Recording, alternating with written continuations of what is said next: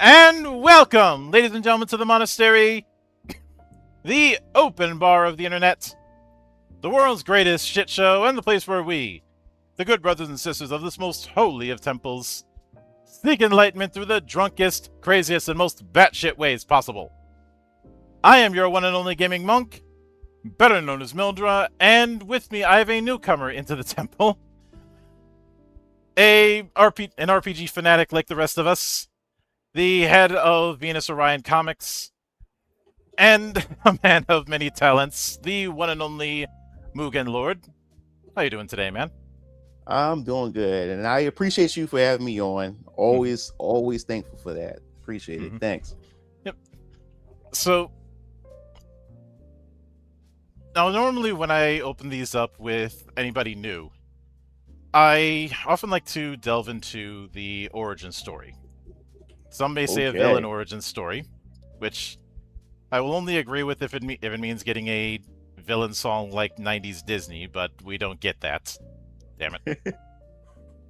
So, since a good chunk of it we'll be delving into is comics, I do have to ask the question, did you start out as a Marvel guy, a DC guy, or an Image guy? Well, that's a good question. I got into comics because of my dad, and my dad was he collected both Marvel and DC, but he was more so into the Marvel side. So I guess I would say Marvel, and then DC. But I kind of like them both. It's hard to choose between the two, but I guess if I had to pick, I would say Marvel. Yeah, which is understandable. Like, I forget who said this, but there was one quote that to describe the two lines that I think is apropos. Marvel creates characters, DC creates icons.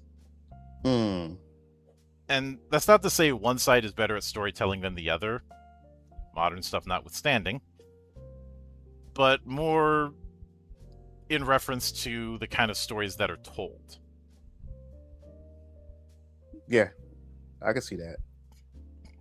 I think Professor Gee called it the difference between the aspirational and the cathartic hero. And were there since you mentioned that through him you kind of got your start with Marvel, were there any characters that that helped move that along in those early days?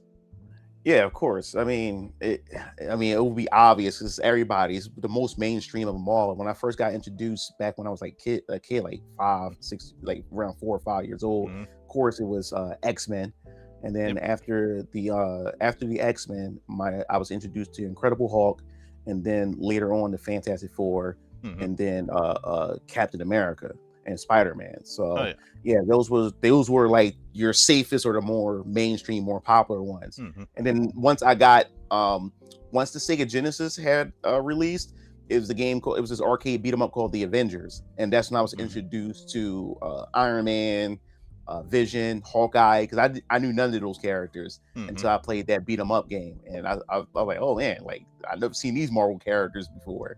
And then right after that, we finally eventually got the animated series of the X-Men. And Mm-hmm. that's when I got introduced to so many other characters, like Magneto, the Juggernaut, and Yeah. we had it was so many other characters from that series. And then of course the Spider-Man animated series and everything I introduced. That's how I found out. That's how I discovered Blade Mm-hmm. through the cartoon series. I didn't know who Blade was into the cartoon series.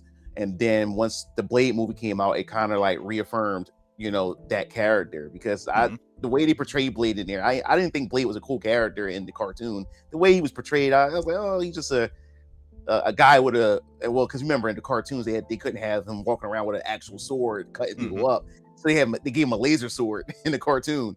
So and he rides a motorcycle and he have a black jacket. I was like, oh, he doesn't really seem that cool to me Mm-hmm. until Wesley Snipes embodied the character in the movie and everything. But yeah, Yeah. that was like my crash course to Marvel was through my dad in the comics, and Mm-hmm. X-Men was the gateway to seeing the entire universe of what Marvel had to offer. Yep.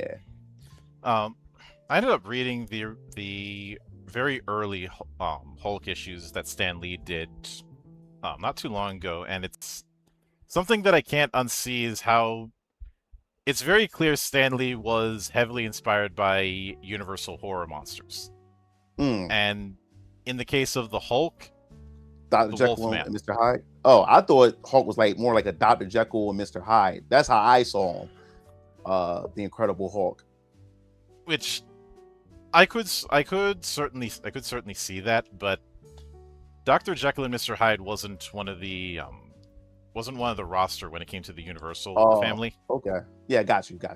Uh, Also, in those early issues, the Hulk was always supposed to be green, but it was gray because of printing It was a problems. printing. Yeah, I Uh, heard about that origin. Yeah. the and as and when it comes to some of the other ones you brought up with Blade, a lot of those changes that we got with the film were um, due to Where? Snipes. Yeah, Uh, because I discovered that too, that he wasn't never a daywalker. Like I think the original Blade. I mean, he was susceptible to bites, but he was still like a regular dude that hunt vampires. But once the movie came out, they went back to the comics and changed him to a daywalker and all this other type of stuff, or due to he the didn't movie. technically have his own comic early on. He Oh, was really? a character in. He first showed up in Tomb of Dracula, and Mm-hmm. then later on became a supporting character with stuff like the Midnight Suns and with Ghost Rider, which was how I found out about him personally.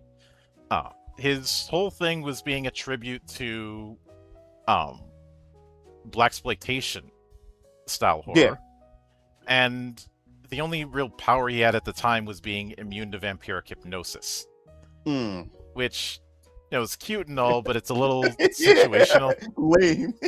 Uh, but he was one of the he was. There are certain characters that work very well, can't sustain a film can't sustain a film or a story on their own. That early version of Blade was definitely that. It Mm-hmm. was one of those that works better as an ensemble rather than a solo. Right. And Snipes, who had been chomping at the bit to do a Black Panther movie for the Black Panther. longest Yep. time, I remember um, that. Yep. ended up getting Blade and just reinvented pretty much everything. As far as radical reinventions, the only thing that comes close is Mr. Zero becoming Mr. Freeze after Heart of Ice. Oh, Uh, okay.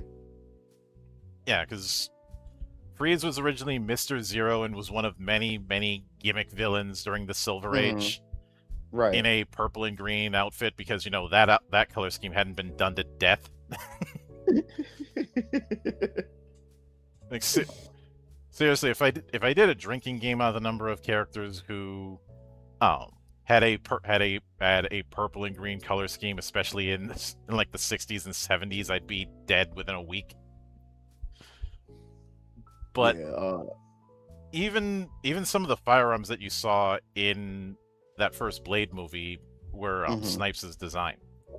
Oh wow, I didn't know that. I never seen the documentary or like the making, like really looked at the making or the commentary Mm-hmm. behind like the creation of the Blade movie. It's just Mm-hmm. one of my favorite Marvel movies before the cinematic universe became a Mm-hmm. thing. It was one of my favorite Marvel movies of all time because I remember when it came out, I was in sixth grade.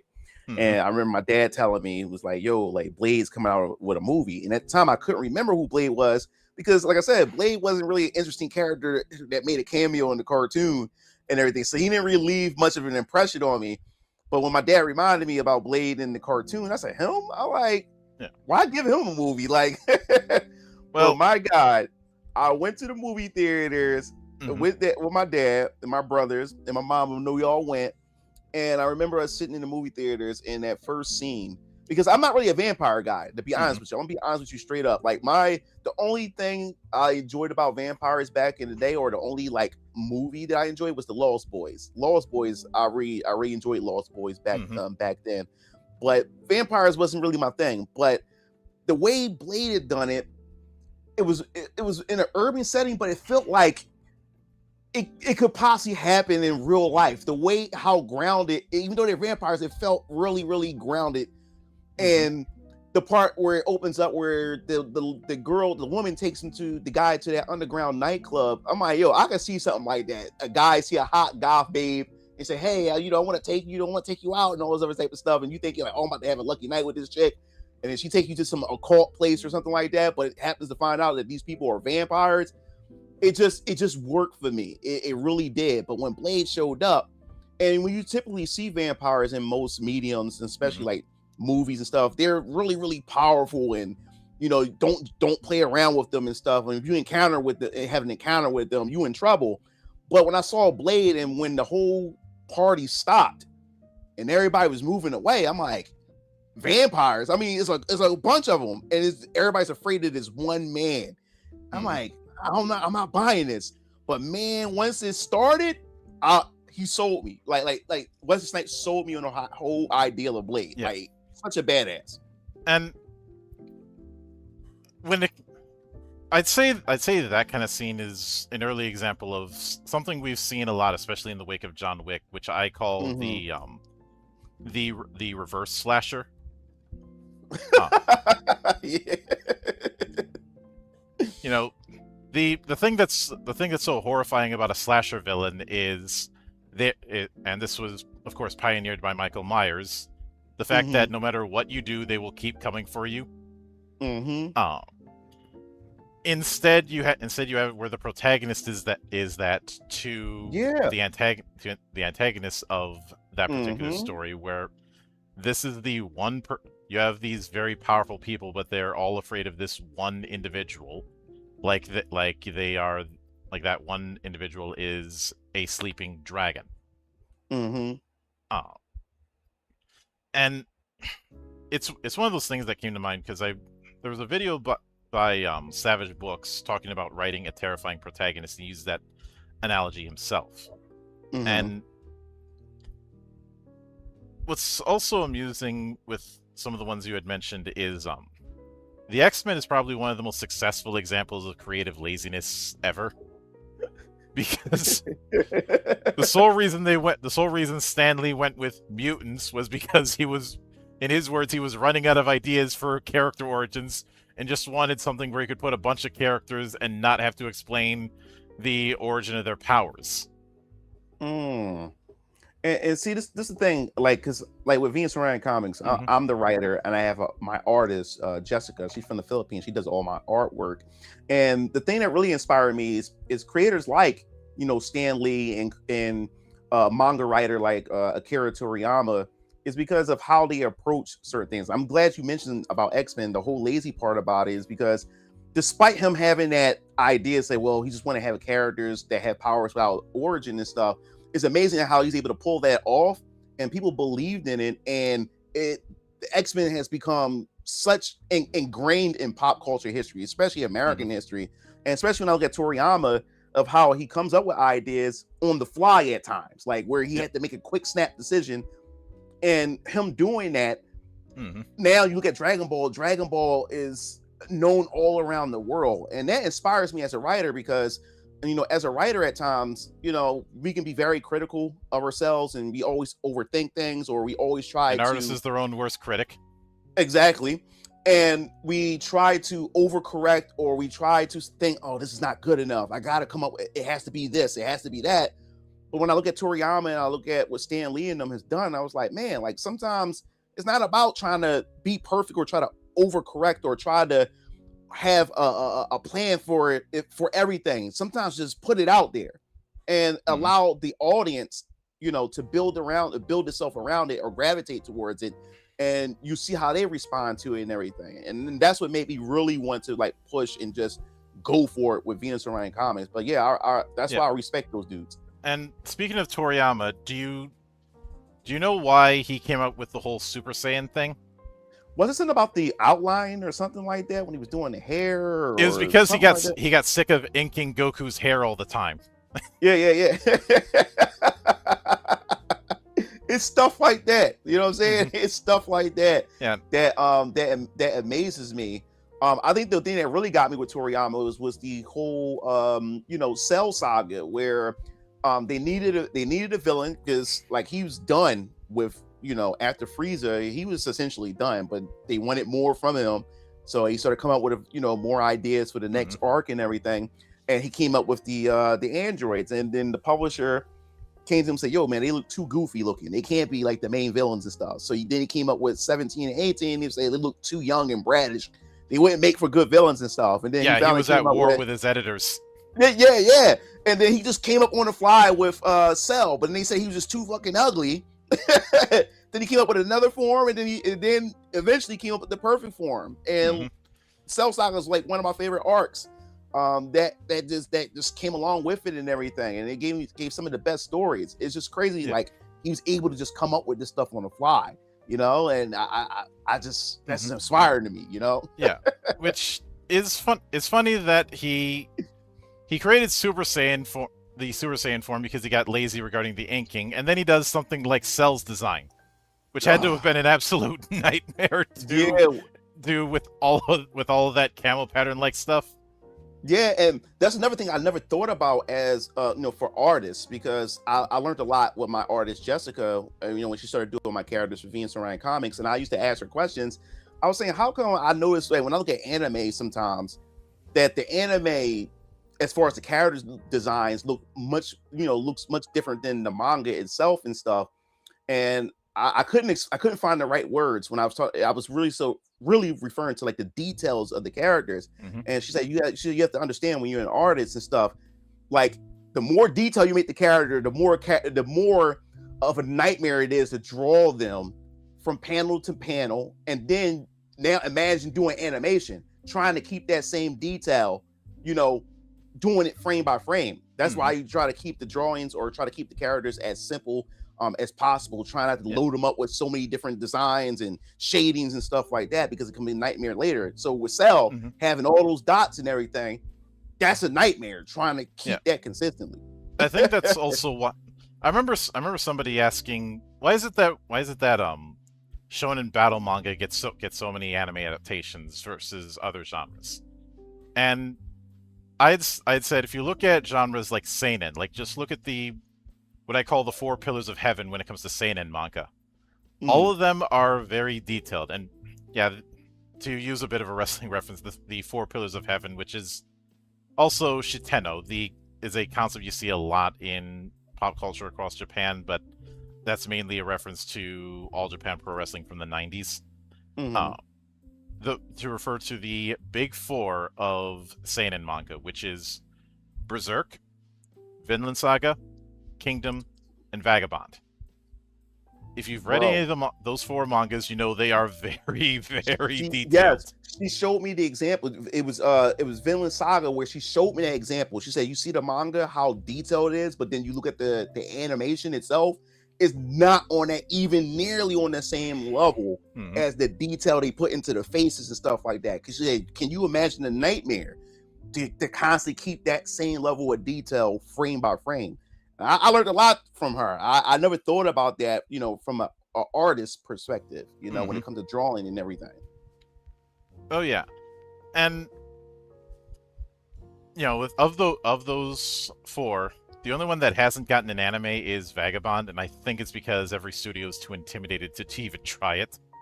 Mm.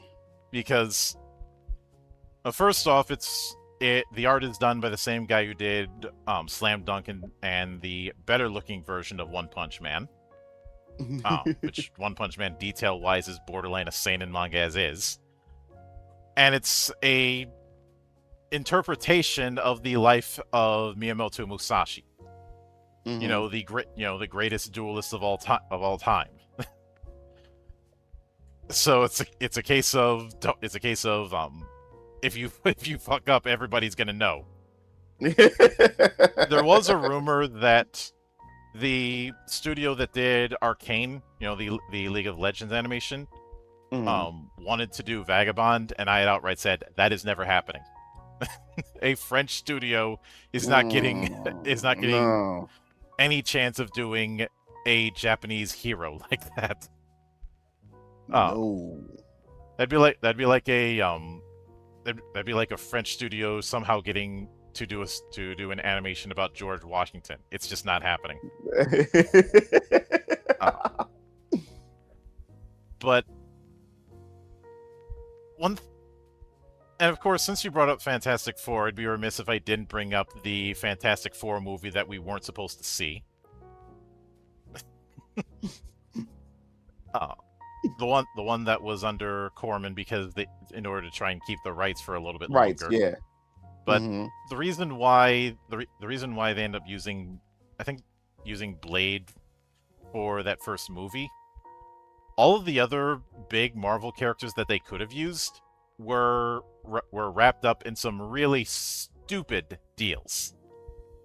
Like Captain America was given over to Canon Films with a licensing expiration date of forever. I wish I was making that up.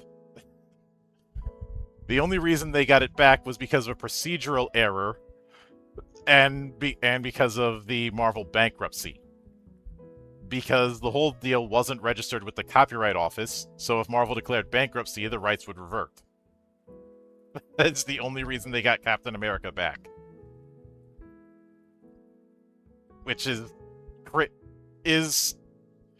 its own brand of craziness, and I remember Chuck Sonnenberg doing a whole documentary on the insanity that was the Marvel bankruptcy, where you had basically 5 factions openly hostile with each other at court, and a pissed off judge in the process, which you never won an angry judge. But when it came to Venus Orion, I know that there are multiple groups of characters and multiple plans you have with this phase system you're going with, but was that the initial plan, or was it a case of originally it was going to be one story and then things just ballooned because the creative machine never has an off day?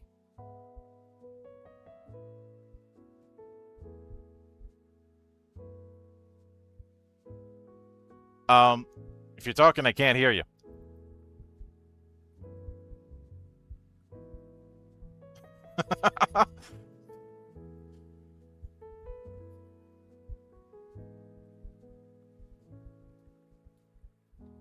Nope, still can't hear you.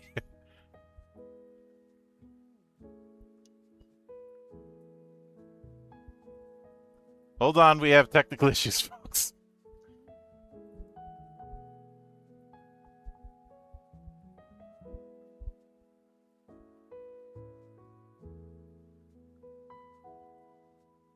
Yeah, I think the issue's on your end.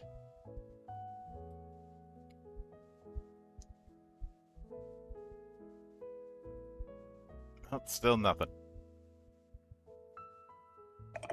Can you hear me? Now I can hear you. Ah, I know what happened. My chest hit the mute button on my mic. That's what happened. Yeah, yeah, that was my fault. Yeah, Yeah, yeah, yeah, these yeah. these things happen. Yeah, yeah. Is it because my the touch is a touch like sensitive Hmm. uh setting thing. So yeah, my I rubbed against it. Yeah, yeah. That's a good question. When it came to Venus and Ryan comics, yeah, I only had Variant Killers, Vampire Killers as Hmm. only series that I had in mind because the whole idea of Venus and Ryan comics, I mean, I had the ideal of it. I would say Venus and Ryan in general was back in fifth grade because I was into video games. I love video games, and Hmm. growing up, I wanted to be a game developer. So uh, when I was a kid, I used to be in class, and my cousin, we had the same class together in middle school, and he was like an artist. He had, he took art classes and stuff like that. Hmm. So I would sit down and talk about like, oh man, like when I grew up, I want to create video games. I wasn't talking about working for a game studio. I wanted to Hmm. create my own game studio, and I Hmm. also wanted my own game console, like make my own game console and everything. So the name of the studio was called Venus Orion, and the game console was called the Venus Orion game console and everything. And I used to come up with all these different ideas, characters, like mascots and stuff like that. But yes, fast forward to 2020, when lockdowns happened, that's what made me really sit down and start going through all my old files of all these ideas I had because I had RPG Maker where I was creating my own RPGs and Hmm. stuff like that, all these stories and everything. And then that's when I found these old photos um back in like around like 2000 where one of my brother's friends was a photographer back in high school, and what he was doing was he was using us as test subjects to practice with his camera and stuff. So he would have us like go to his house, and he would put like these strobe lights around us, and we do like little movie posters and everything. And I had this one replica katana, and I had like this goth outfit and everything like that, and we used to just Hmm. take pictures and stuff. Me and my brother and my dad had saw the pictures, and they came out really really good. And my dad said, "Oh my god, you're like urban vampire hunters," and he was like, "Oh man, I have an idea. Let's call it VK because we was thinking about doing a live action." And this during time YouTube just started. We was thinking about doing Hmm. like a web series called VK. I was like, what does that mean? He was like, Variant Killer, Vampire Killers and stuff. But I ended up, going to college and everything. Never really had time to do it. But yeah, we fast forward. I found the images. I said, yo, what would it look like if we was to turn these images to like anime characters and stuff? And that's what made me go on my journey to look for artists. And I found my artist on Fiverr. Her name is Jessica. Had her take those images and turn them into like characters and stuff like that. Hmm. And I was just doing it as a hobby, just for fun. But when my dad saw it, my brother saw it, and my dad was really excited. He said, "Yo, man, like this would be awesome. It was like we can get this turned into an anime somehow." And I was thinking that's why I was started thinking like an anime, but animation is expensive. How can we pull something off like that? Then I'm Yeah. thinking about video games, and I said, "Yo, video games, that's something expensive to really get into." Then I went from anime to video games, and I was like, would it be an easier way to get into this and build towards that to like Hmm. video games and anime? And I was like, comics. And that's what made me start thinking the idea of comics. And Variant Keller's Vampire Killers has started out in that sense that, Hmm. hey, get people familiar with it, get it, make it into a video game, then an anime. But while I was sitting down, sort of writing for it, sort of coming up with some ideas, coming up with the story and everything, I created this location called where the story takes place called Neodelphia, and Hmm. in Neodelphia, of course, I live in Philadelphia, so it was my take on Neodelphia. It was more on Philadelphia. It was more like a dystopian city where everybody's under constant surveillance because in my universe, America isn't the America that we know in our real life. America has split up into two nations, which is the Guardian States and the Freedom States. The Freedom Hmm. States is in the name itself. It has more freedom and liberty compared to the Guardian States, which is more of a surveillance nation where everybody's Hmm. being under surveillance, controlled, and everybody has like a guardian score where they have to have either a guardian app on their phone or they have to have a guardian watch where their score is constantly kept intact and kept it keeps everybody score and everything. If they fall below the score, then the guardian protocol or the guardian system itself, they come in and take you and rehabilitate you and stuff like that. So I started thinking like, damn, Hmm. like what it would be like if vampires was maneuvering around in this type of setting. So as I started building the city, and I started coming up and said, well, who came up with the Guardian Protocol? And that's when I started digging deeper because it was called Neo Delphia. And that's what made Mm-hmm. me come up with this company called Neo Industries. Neo Industries was the one that actually started the Neo City Initiative, because during the Guardian Civil War that split up America into the two different nations, which in the Great Samaritan comic book, which is the nation's avatar, the Great Samaritan, that goes into Mm-hmm. more the political aspect of my universe that talks about the Civil War. So I won't go into the detail what caused the two nations because that comic book series will go into the details.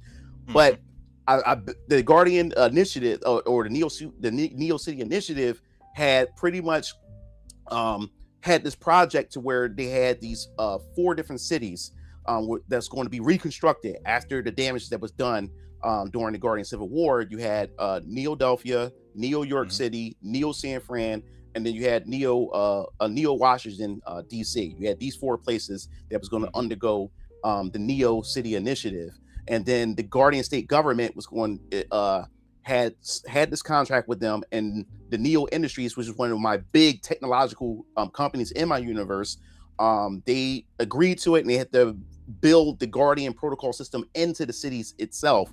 So when I was building that, I ended up coming up with another character called Neo Suit Johnny or Mm-hmm. whatever. And with Neo Industries, they weren't just a technological company, but they also had these cybernetic suits called Cyber Edge suits, where where people who wears the suits is more like man and machine come together, where the Mm-hmm. suit moves as fast as the human mind moves, where every soldier has to wear this thing called Cyband, the suit feeds off of their psychic link and everything like that. But yeah, I came up with Neo Suit Johnny, and I said, man, this had nothing to do with vampires, and Neo Suit Johnny is essentially like my Iron Man. He's nothing like Iron Man, but if you want to look for an equivalent, he's like my Iron Man. So I came up with him, but I was like, damn, like it has nothing to do with with vampires or vampire killers. And Mm-hmm. next thing you know, my creative my creative juices started just flowing more and more. Now I'm just coming up with all these characters that was unrelated to Variant Colors Vampire Killers, and now here we are. I was Mm-hmm. like, well, I don't want to create separate universes and with its own lore and all this other type of stuff. I said if Marvel and DC can have their characters, like how you have X-Men, Fantastic Four, Ghost Rider, and stuff like that, and you with Batman, Superman, the Green Lantern, all of them. I said, Mm-hmm. man, I want to do the same thing. Why can't I do the same thing? And that's what made me create this shared universe, which is the Venus Orion Comics universe. So what Mm-hmm. I did was, I said with my phase, what I did, I said, all right, what I'm going to have is for phase one, it's called the foundation. It's called the foundation because it's supposed to build on the foundation of these concepts that makes up the Venus Orion Comics universe. So for phase one, you will have the first 8 comic book series, and Mm-hmm. each series introduce a new concept to the universe itself. And I wanted to where readers, that these books don't rely on each other. Like you can jump in at any comic book series, and you don't have to read Variant Colors Vampire Killers to understand Mm-hmm. Alter Squad X, or you don't have to read the Nation's Avatar, the Great Samaritan, to understand Codename Viper and Cobra. You can just read them in any order you want because the stories, even though they're in the same universe and the Mm-hmm. characters will eventually cross over at some point, but right now for phase one, all the stories are self-contained. They don't rely on each other, and readers don't need to look at this as homework or like a Mm-hmm. college assignment in order to understand what's going on. No, but each comic book series adds to the overall lore of my universe itself. So that was the idea of my approach. But yeah, it only started off with one IP, and then Yeah. it just ballooned to more. Mm-hmm. Yeah. Yeah, that tends to be how these these things go. Once it's that snowball effect, the snowball gets bigger and bigger as it keeps rolling down the hill. Mm-hmm. And there's I'm reminded of because as I've told you before we went live, I often think of the intersection between tabletop and other mediums. I end up Mm-hmm. thinking of the What's Old is New project, which was Mm. split into 3 projects. Old, which was heroic fantasy, New, which was space opera, and Now, which was modern action. Um, Mm. Okay. and with each of these, I'd like to with each of the projects, I'd like to get kind of the tone that you're going for. Just with phase Hmm. one, for instance, like Right. Vampire Killers, we kind of already have that down pat, that kind of urban horror. Um, Hmm. what I which I'd say is building on the I called it modern mythos back that Right. we saw back in the 90s. You know, your whether it be Buffy, whether it be Angel, whether it be even stuff like Supernatural. That whole idea of all of the fantastical stuff that was in fairy tales when we were growing up is still around. It's just hidden. Hmm. Hence the name modern mythos. Um, but what sort of tone would be first? I'll just go down from the list from left to right. What sort Hmm. of genre and tone would you be shooting for Alter Squad X? Oh, that's a good question because if you see this poster back here, Mm-hmm. of the Squad X, these characters are known as aberrants, and aberrants are essentially in my universe my version of mutants. Mm-hmm. Because in my universe, every living being in my universe has this thing called a wave essence, and the wave essence is essentially the soul and everything. But the thing is, even though everybody has a wave essence, only certain individuals can tap into their soul to be able to perform what is called wave arts. And wave arts are broken into categories like you Mm-hmm. have your critical arts, which is more of the physical side of things, and then you have your cognitive arts, which is more of the whole mental thing to perform these special abilities. But within your wave essence, you also have this thing called a wave signal. And your wave signal, it kind of like defines who you are physically, because in my universe, everybody vibrates at especially depending on, well, I don't want to that's spoiling or whatever like that. But Mm-hmm. in the universe that they're in or whatever like that, every living being vibrates at this particular frequency that the universe and this consciousness has, which because of this vibration allows them to physically appear in this physical plane. Mm-hmm. But when a person dies, you have this thing called the wave source. That's where all wave essence return to before it's recycled and put back out into the universe Mm-hmm. itself. But in order for the wave essence to reach the source, it has to communicate with that individual's wave signal. And what is to happen if a person's wave signal gets distorted and everything? And that's what pretty much aberrants are. They're not going through a genetic like transformation, is more so that their wave signal is corrupted, which also gives them powers, and or it will Mm-hmm. also change their whole physical makeup and everything like that. So Alter Squad X is essentially more of like my X-Men. I was saying. Yeah. So whatever genre X-Men would fit in or whatever, Mm-hmm. that's where Alter Squad X would like fit into. Oh yeah. And now with that in mind, what about Die Star champion Siona? All right, now Star Champion Siona, that's more so my fantasy series, which I'm working on the script for chapter one right now. Mm-hmm. And in this series, the whole premise of how I'm setting this up is that it's this deity named Faustus. No one knows where this deity has come from, but every 1,000 years, Faustus would pretty much select individual planets, no matter where they are in the universe and everything, and we have to compete in this thing called the Celestial Convergence. It's like a tournament and everything. Mm-hmm. And in my universe, you have this thing, or you have this end time, or this end time event called the Judicium Genesis, which means the beginning of judgment. That's like, Mm-hmm. I guess you would say that's my universe's revelations about like this, or this big event or Mm-hmm. whatever like that. And what happens is whoever's the champion that wins this tournament, they get selected to become this thing called a Tarian Knight, which you'll find out what a Tarian Knight is later on. And as you start reading these different comics of what they are, Mm-hmm. but they have a chance to be one of Elohim's Tarian Knights to be prepared for this Judicium Genesis war. And the champion of that represents their planet is also protected from this end time or whatever like that. Mm-hmm. So Siona, she's a Gaveshian. When you'll find out who they are, especially when their book come out, because there's a lot of stuff that I have with this lore. But she's going to end up being the selected champion to represent the planet Star. But within the planet Star, there's various other races and everything. And because she's a Gaveshian, she also has these different arts called Fey arts. You also have Rye arts and everything and everything. And also in her race, you have these different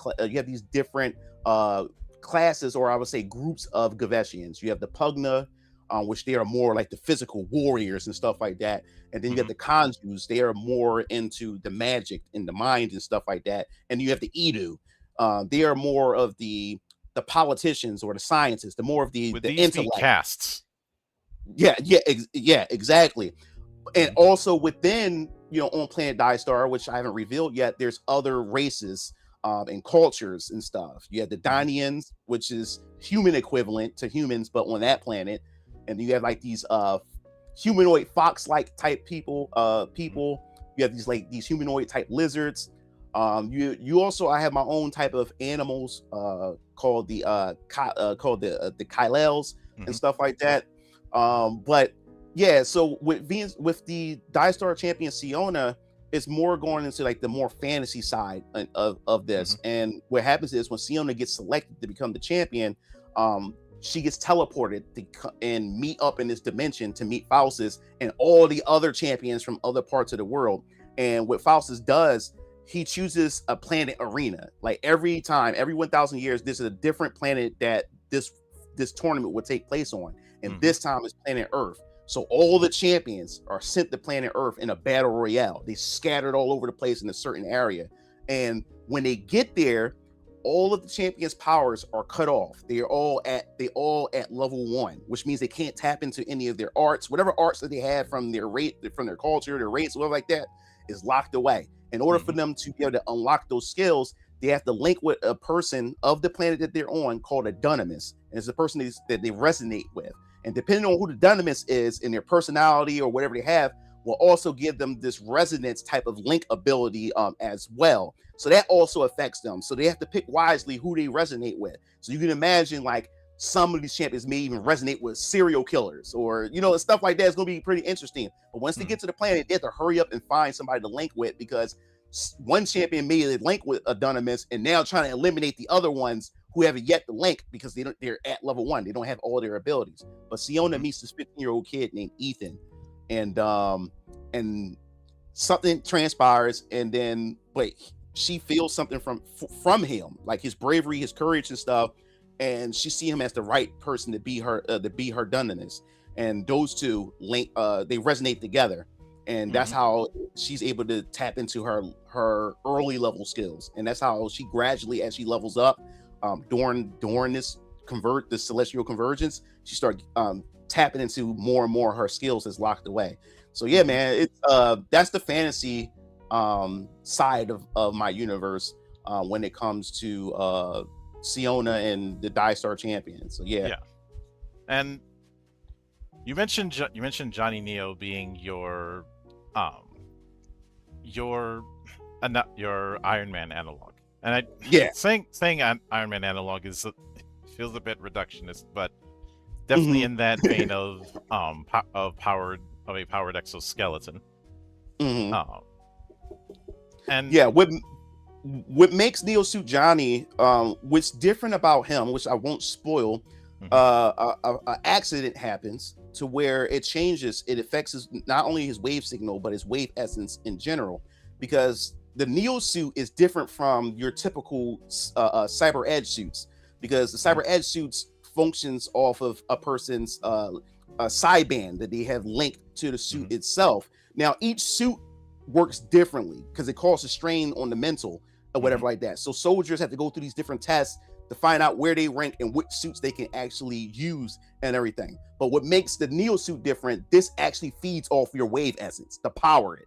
And this suit, his grandfather, Harold Neo, he's been working on this suit, or I guess you would say he discovered the suit and then he did modifications to it, but he canceled the project for the suit because the suit was dangerous. They never had experienced a suit, or when they found this suit, because like I said, it's more to this, and I can't wait to find out what it is when you read the comic. But anybody who dons it, it just feeds off their wave force. It feeds off their wave essence. It can pretty much put them in a coma or kill them.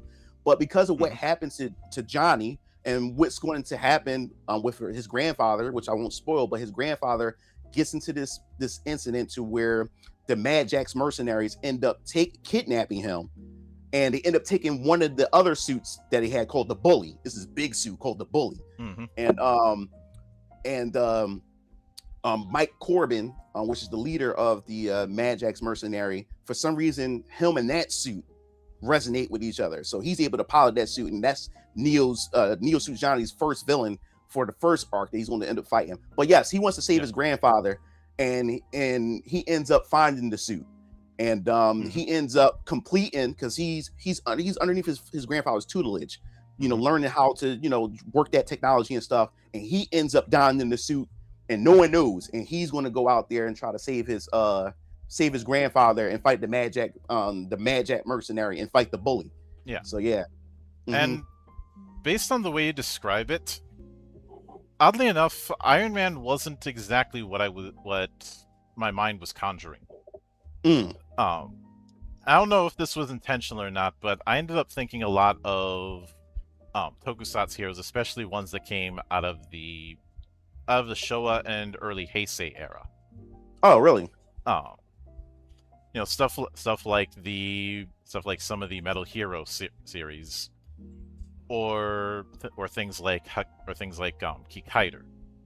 And while you don't have a full-on android in this particular setup, like in Kikaider, there are certain connective tissues in terms of tone. And I have jokingly said that that certain incarnations of Iron Man may as well be a Tokusatsu hero. Yeah. Especially given that era with the briefcase. Which I will admit, I was the one person who smiled seeing that briefcase in Iron Man 2, because I knew exactly what they were doing. Like, the one thing everybody roasted the Iron Man cartoon for being a stupid idea, the whole transformable briefcase they made work. I mean, it had its drawback because it was an emergency suit, but yeah, it's still amusing nonetheless. And now, when it comes to Viper and Cobra, my instinct is saying that either that or Omni would fall into the realm of spy fiction. Yeah, all right. I'm glad you mentioned this, because when it comes to Viper and Cobra, this is where we start getting into like more of my street level aspects of my universe, because in Very Uncolor's Vampire Killers, we get into the whole supernatural and with the vampires, and because in Vampire Killers, they're not just fighting vampires, they're eventually gonna be fighting werewolves and lesser wolves, demons. It's gonna be all kinds of stuff, because it's gonna be other things that's gonna spin off from Very Uncolor's Vampire Killers that goes more deeper into the darker stuff. But we had got an introduction to the Guardian States with Neo-Delphia. Well, with Viper and Cobra, we're going to be now visiting the Freedom State side of things. As I told you before, the Guardian States are more of the surveillance side, and the Freedom States are more of what we typically live in now in America and stuff.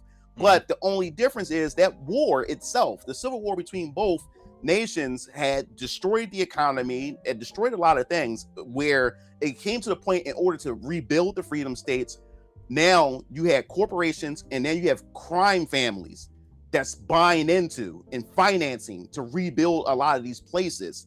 So now it's more of the Freedom States in certain areas are more like the Badlands, where crime is like normal. Everyone is out for themselves. You have a new Wild West.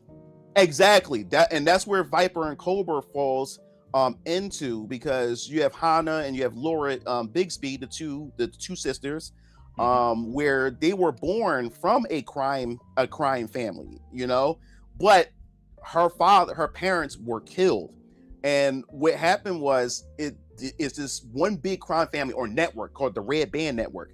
They control almost all crime. You can't do nothing without them have any knowledge or permission from them. But there's a lot of criminals saying, hell with them. You know what I'm saying? Like hell with that. Like hell with them. We want to do what we want. Like, who are them to take a cut of what we stole or what we took and things like that. But the Red Band Network has sent these assassins to kill her, kill her father and her mother, but more so the father. He was targeting the father.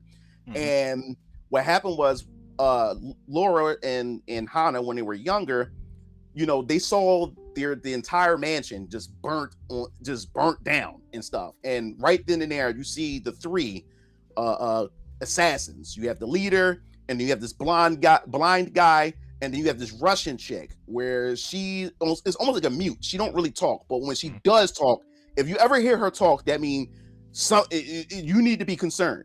So what happened is, while they're like looking at the place burn, like the assassins, Laura and Hannah are like in like the woods. They're hiding, but they're seeing it burn to the ground. And the youngest sister, the blonde hair, Hannah, she yells out for her parents, and then that's when the three assassins hear them. And this is when they were young. They're around like Laura is around about like 12, and her sister is around like 6. And when they turn around, they see them, and they walk up to them. And Laura, the redhead, she's angry because she just watched them murder her family, their parents and stuff like that, while she's holding her sister.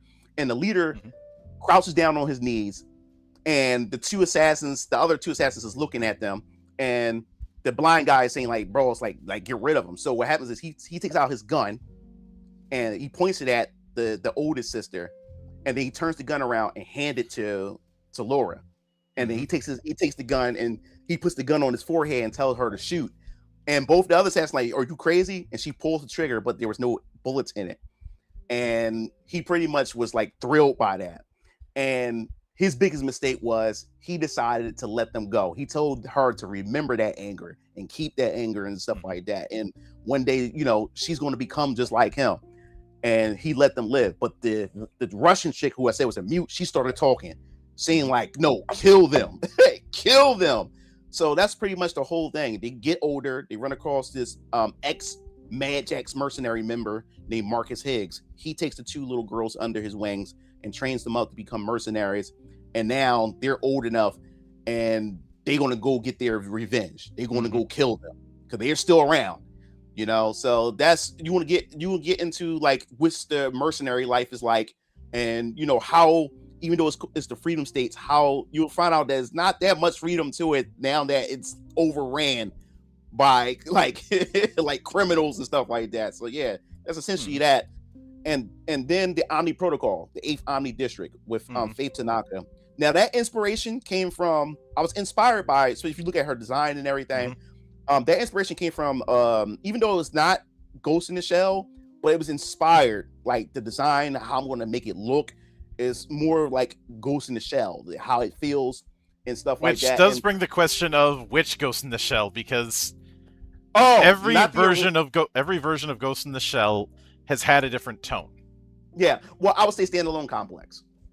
I was thinking Standalone Complex, which is definitely more in the spy fiction realm of things compared to the original, or Arise.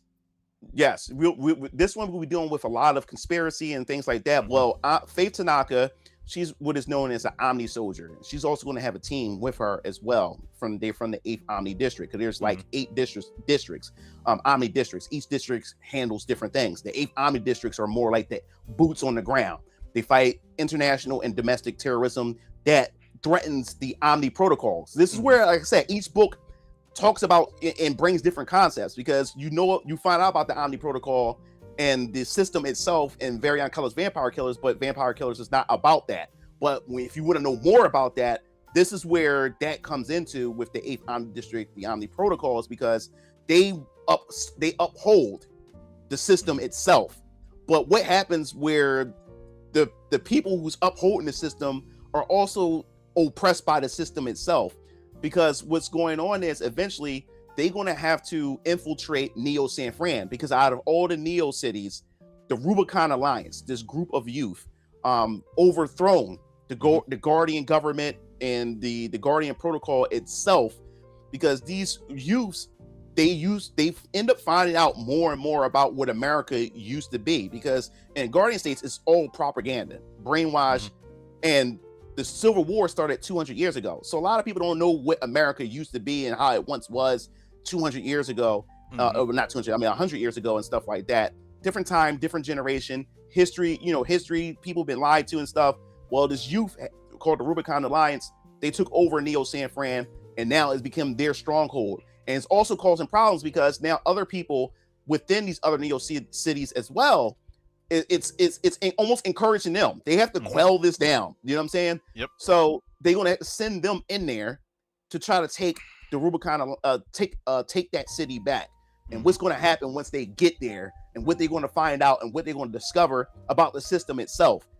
So that's where I'm like going into that territory when it comes to the 8th Omni District in the Omni Protocol. And surprisingly, because of all that controversy that I went through on my Venus Orion Comics channel, where I made that video Not Black Enough, it brought more awareness to a lot of all these different like series that I have in mind.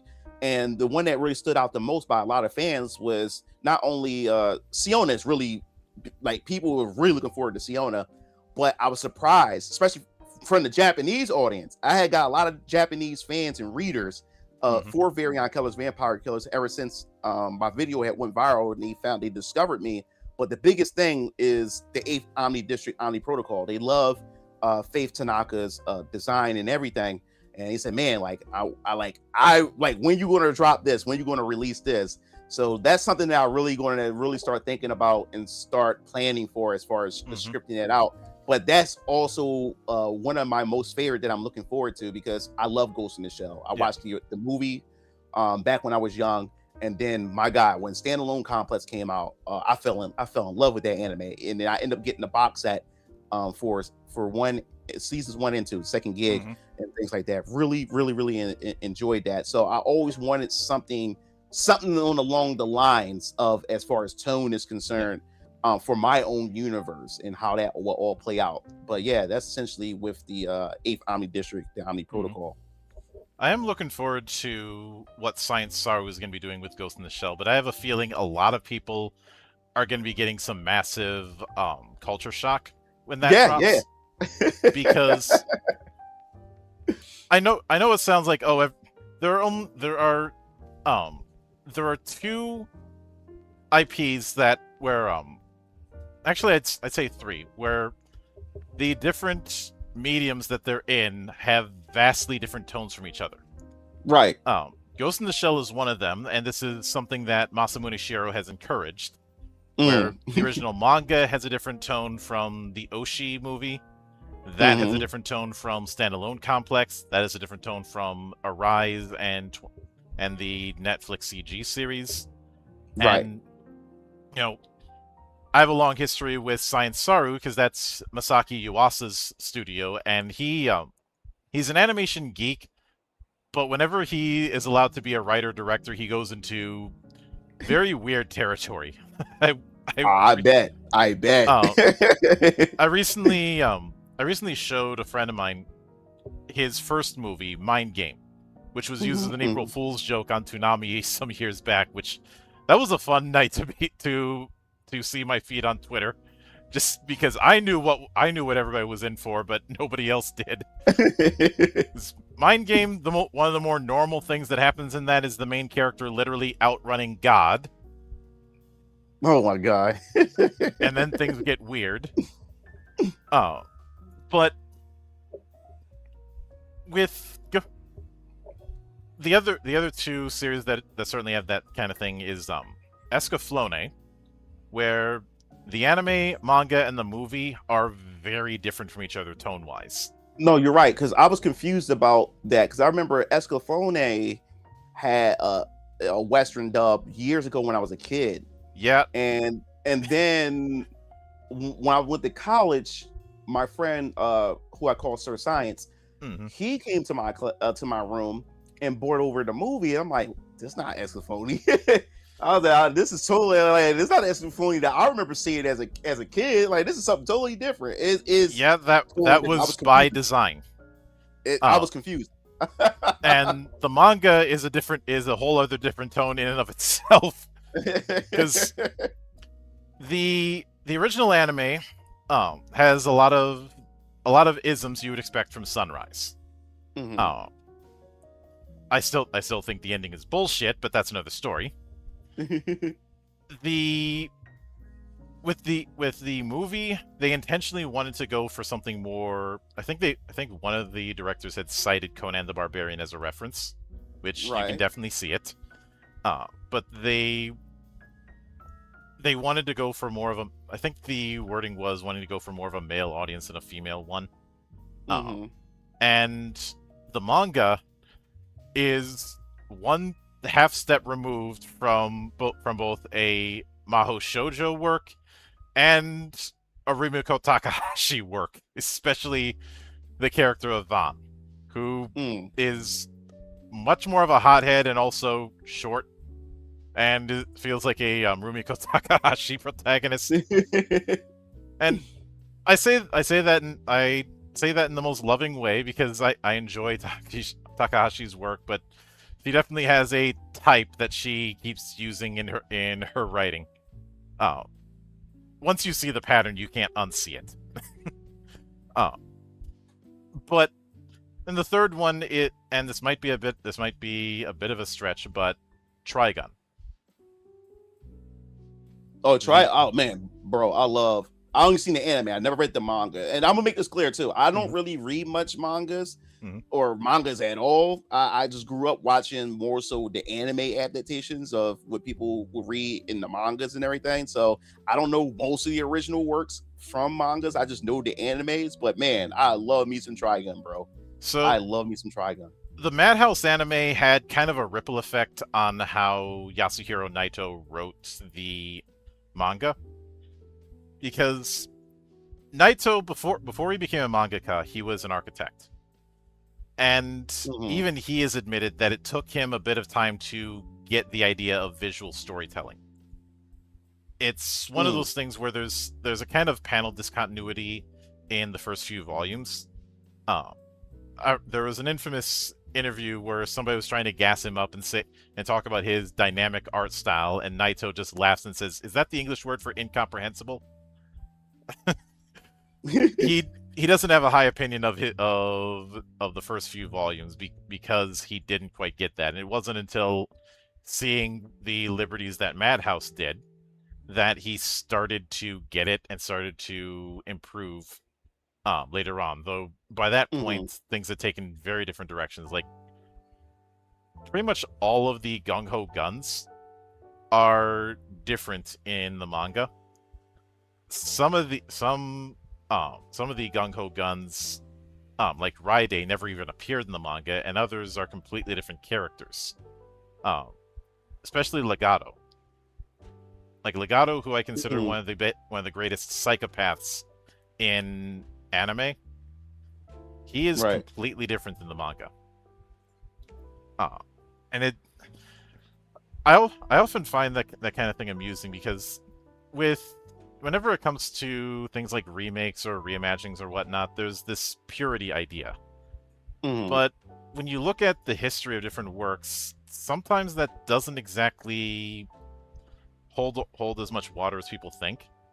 Um, like you're no doubt, even if you haven't read, you're familiar with the Legend of King Arthur. You're familiar with the Arthurian Yeah. cycle. Yeah. Yeah. Yeah. Yeah. Yeah. Hmm. Yeah, the most popular version of that, and the one that everybody more or less knows, is from a French book, La Mort d'Arthur.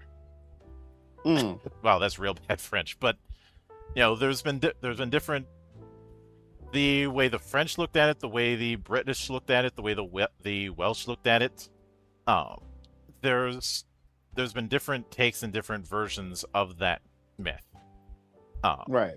and in the same vein, are you familiar with John Carpenter's Apocalypse trilogy? Uh, No. that being The Thing. Oh, the thing, I love the Prin- thing, but I didn't. When you said Apocalypse yeah, trilogy, I never knew it was referred the to that. I just know the thing. Yeah. yeah the Apocalypse trilogy is the Thing is the first one, then Prince of Darkness, and then uh, Mm. In the Mouth of Madness. And with the first one, that was an adaptation of the film The Thing from Another World. which Right. itself was a adaptation of the short story Who Goes There. Mm. And the monster in The Thing from Another World and the monster in John Carpenter's The Thing are so far removed from each other, it's not even funny. Now, to be Wow. fair, one of them came out in the '60s, and the other one didn't. But Hmm. and of course, it's kind of hard to compete when you have an effects house like Stan Winston on board, who are Right. basically the gods of creature feature effects. Uh, but it's that whole thing of which is the definitive version. Um, same thing with Hmm. Same thing with Cronenberg's version of The Fly compared to the original, which they are, aside from the whole science gone wrong, turning a man into a fly, they have very little in common with each other. Mm. Uh, it's it's one of those amusing kind of things in history, Right. and in with something like Ghost in the Shell, Shiro has been asked what he considers the definitive version. He said none of them. He views each one as optimized for the story it's trying to tell. Interesting, interesting. Uh, I never knew that. mhm, But I remember after standalone complex, and then one day, once the Alita Battle Angel movie came out, the live action, because I never mhm, knew it was anime. I knew it was based off of it. I knew it was based off of an anime, but I never watched the anime, the mhm. OVA that they had.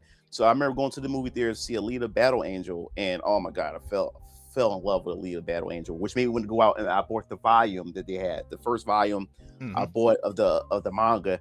Fell in love with that, and it reinvigorated like my thirst for some more Ghost in the Shell. So I went back, watched Standalone Complex, but I wanted to know more about about Ghost in the Shell itself. After Mhm. watching Standalone Complex, went back and watched the OVA that they had, and as I started digging, I say, I wonder if there's a manga, because I wasn't sure if it was or whatever. So I looked and I found out there was a manga, and I remember watching a video about it. I said, "Holy crap, this is completely different."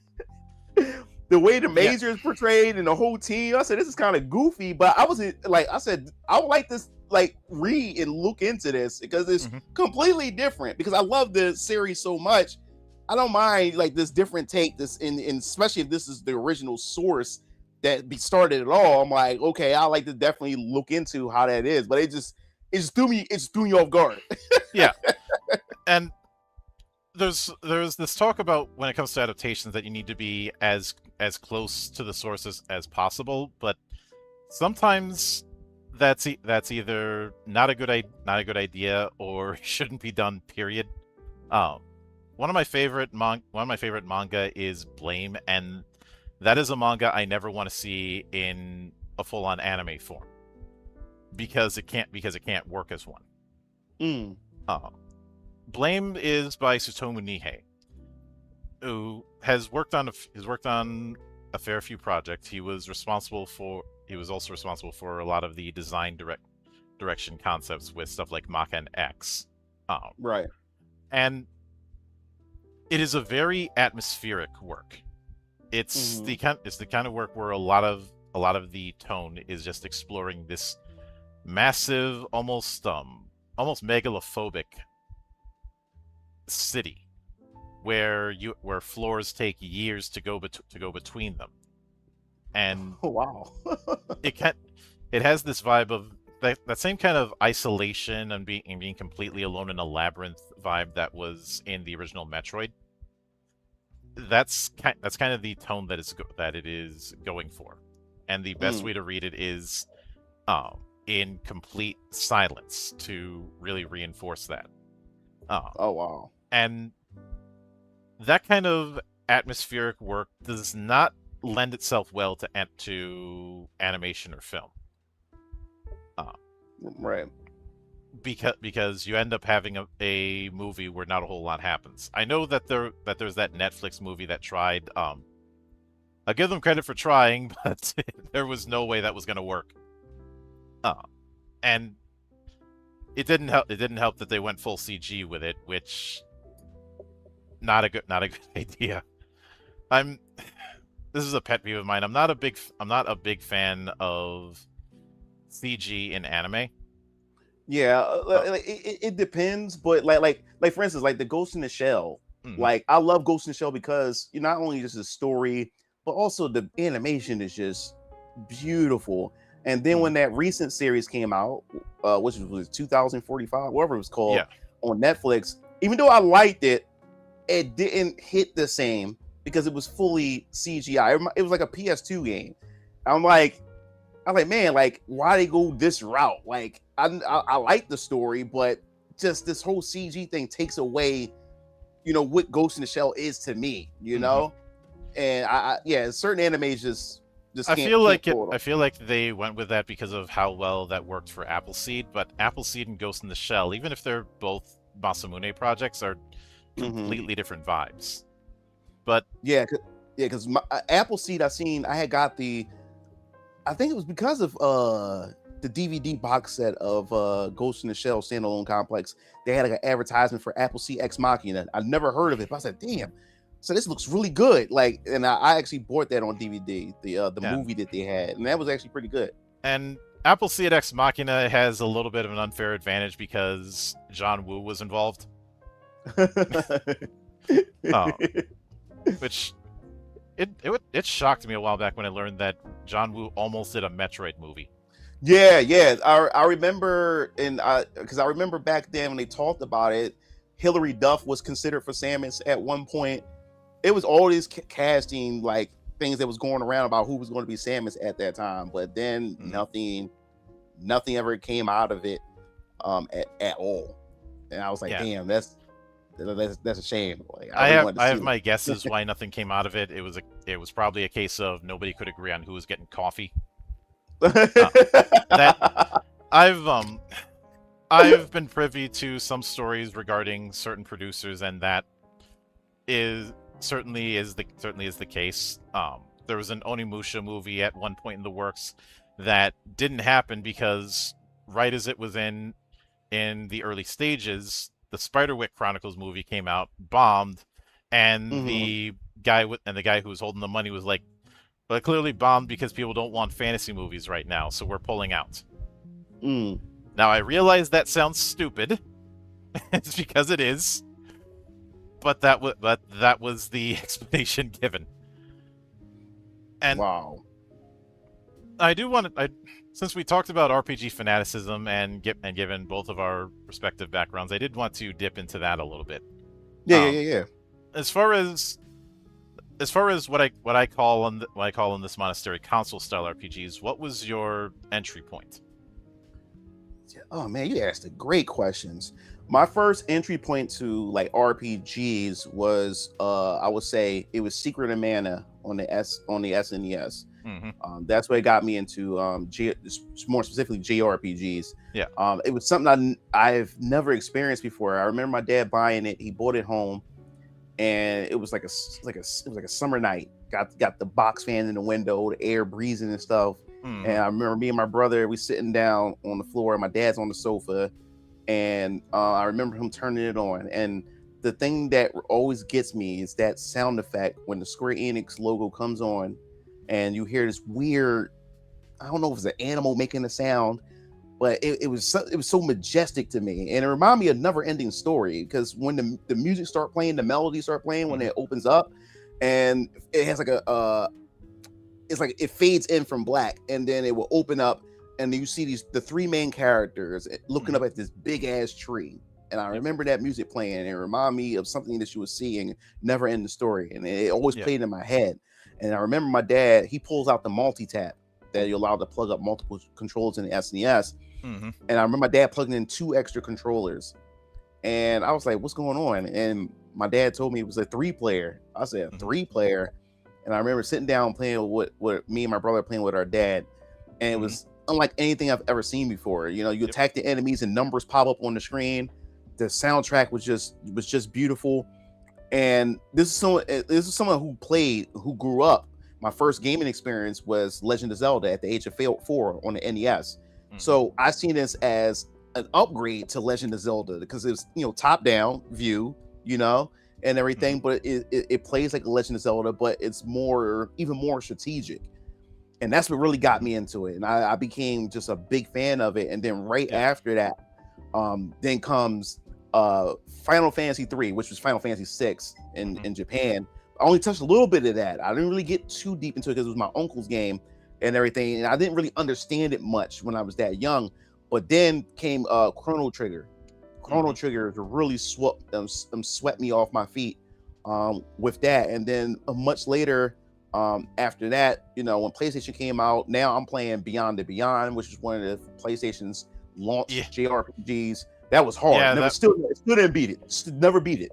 Yeah, Beyond the Beyond is one of the more infamous games from that era. Yeah. Beyond the Beyond, bro. Yeah, Beyond the Beyond. And then what stole my heart was Suikoden. Suikoden for the PS1, the very first Suikoden. And what fools me is the box art, because this is still during an era where the box art contradicts what the game actually looks like.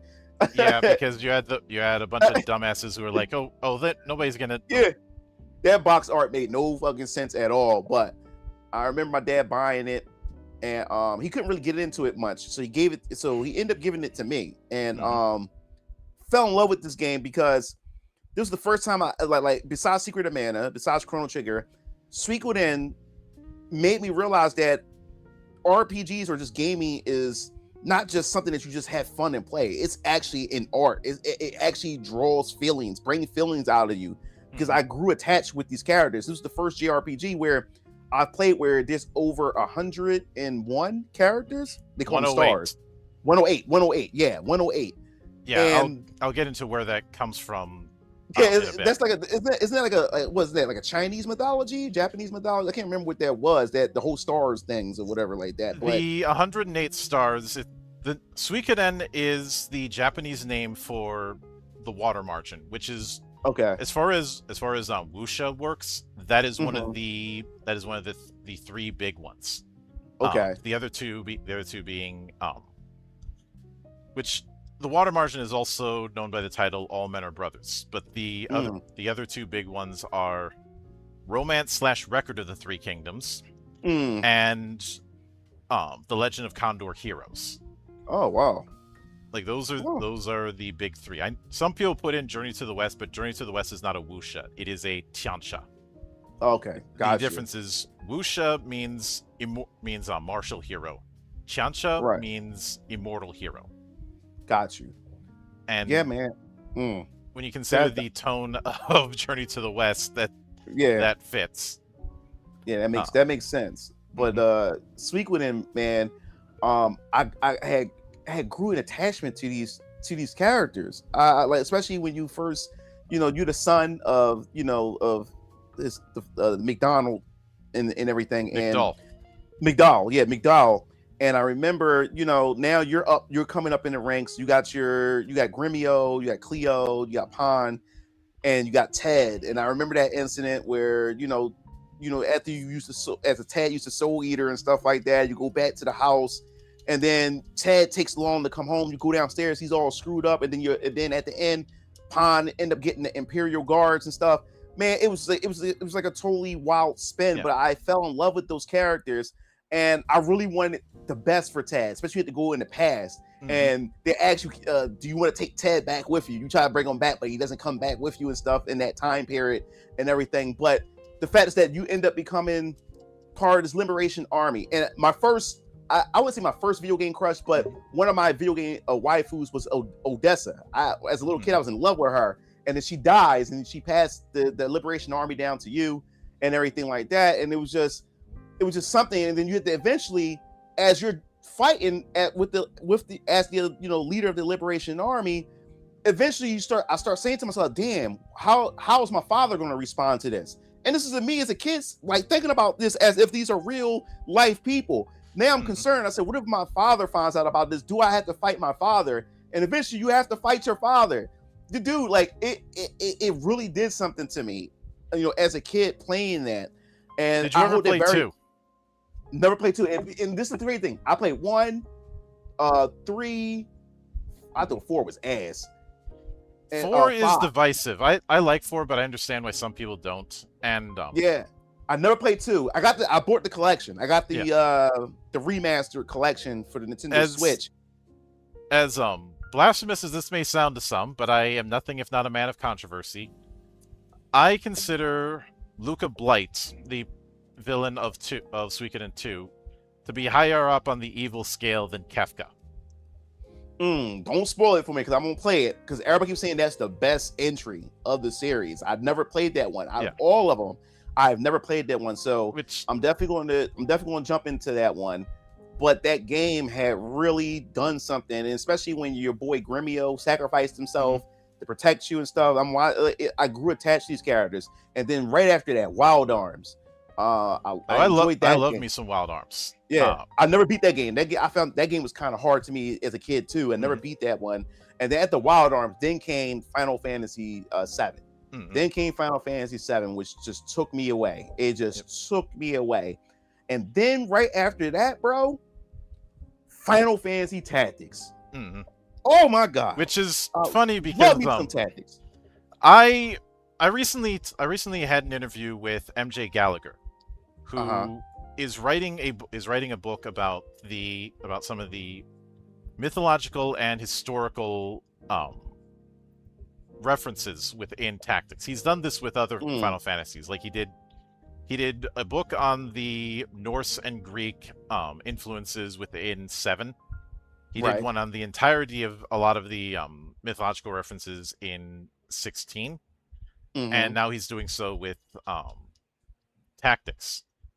The book is titled "The Myths and Traditions That Inspired Final Fantasy Tactics," and when we covered that, we ended up going into a lot of different things that I feel like a lot of fans of Tactics haven't brought up, like the origin of the Zodiac, medieval demonology, the Tale of Saint Ajora, the War of the Lions being somewhat parallel to things like the 100 Years' War or the War of the Roses, the Legends of the Knights Templar, the Gnostic texts, the Gospel of Judas, the Germanic scriptures, as well as the cycle of Beowulf and King Arthur. I think a lot of those things aren't. The part of the reason why I became such a massive fan of Final Fantasy was that intersection between mythology and the games, as well as just this mixing of genre. You know, a lot of that mythological base is very much found in the summons. Ifrit is a fire associated type of genie. Shiva shares the name of the Hindu creator destroyer. Quetzalcoatl in 8 is one of the chief gods in Aztec mythos. The chief I could never pronounce that name. I never knew what it was fucking called. Yeah, I would just say Kulesisk, whatever it is. I could never pronounce that damn thing. Ramu is another major god in Hindu myth. Okay. Things like obviously Alexander being a nod to Alexander the Great, the Knights of the Round being a very blatant nod to the Knights of the Round Table. Even things like the ultimate weapon of dragoons being the Gay Bolg, the weapon of Kukulin.